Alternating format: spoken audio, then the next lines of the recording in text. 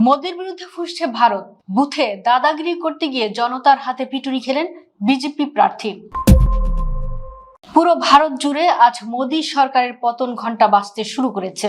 ধর্মের নামে বিভেদ আর স্বৈরতন্ত্র চালিয়ে বিজেপি যে অহংকারের ফানুস উড়িয়েছিল, আজ সাধারণ মানুষের ক্ষোভের আগুনে তা আক্ষরিক অর্থেই ভস্মীভূত হতে চলেছে। মোদী বিরোধী ক্ষোভে আজ পুরো ভারত ফুঁসছে। আর তারই এক জ্বলন্ত ও লজ্জাজনক প্রমাণ পাওয়া গেল পশ্চিমবঙ্গের কুমারগঞ্জে। প্রকাশ্য দিবালোকে নরেন্দ্র মোদীর দলের এক প্রার্থীকে ধাওয়া করে ঘিরে ধরে লাগাতার চড়থাপ্পড় দিয়ে সাধারণ জনতা বুঝিয়ে দিল বিজেপির দাদাগিরি আর ভারতের মাটিতে সহ্য করা হবে না। ঘটনাটি ঘটেছে বৃহস্পতিবার দুপুরে কুমারগঞ্জের চালুন গ্রাম পঞ্চায়েতের 24 নম্বর বানিহারি বুথের সামনে।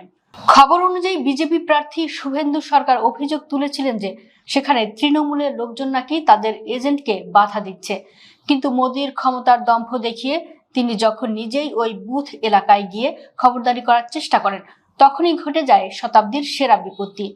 বিজেপির বিভেদকামী রাজনীতির উপর চরম ক্ষুব্ধ হয়ে থাকা সাধারণ জনতা মুহূর্তের মধ্যে অগ্নিশর্মা হয়ে ওঠে। মোদীর দলের প্রার্থীকে হাতের কাছে পেয়ে জনতার পুঞ্জীভূত ক্ষোভ আছড়ে পড়ে তার উপর। যে বিজেপি নেতারা সারাদিন ভারতের মানুষকে ভয় দেখিয়ে রাজনীতি করেন, আজ তাদেরই প্রার্থীর করুণ দশা দেখল পুরো বিশ্ব।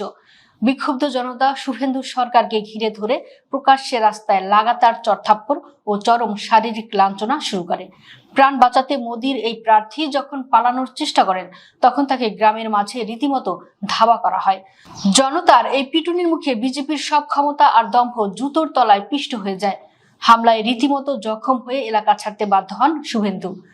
বিজেপি প্রার্থীকে ধাওয়া করে মারধরের এই লজ্জাজনক ভিডিও মুহূর্তের মধ্যেই সোশ্যাল মিডিয়ায় দাবানলের মতো ছড়িয়ে পড়ে। বিজেপির চাপে পড়ে নির্বাচন কমিশনের অফিস তড়িঘড়ি করে ভিডিও ফুটেজ দেখে অভিযুক্তদের গ্রেফতারের নির্দেশ দিয়েছে এবং এলাকায় অতিরিক্ত বাহিনী পাঠিয়েছে। কিন্তু রাজনৈতিক বিশ্লেষকরা বলছেন, পুলিশ বা কমিশন দিয়ে হয়তো কয়েকজনকে গ্রেফতার করা যাবে, কিন্তু ভারতের সাধারণ মানুষের মন থেকে বিজেপির ভয় আজ চিরতরে ভেঙে গেছে। আজকের এই ঘটনা কেবল কুমারগঞ্জের একটি বুথের চিত্র নয়, এটি গোটা ভারতের মোদী বিরোধী ক্ষোভের এক নিখুঁত প্রতিচ্ছবি।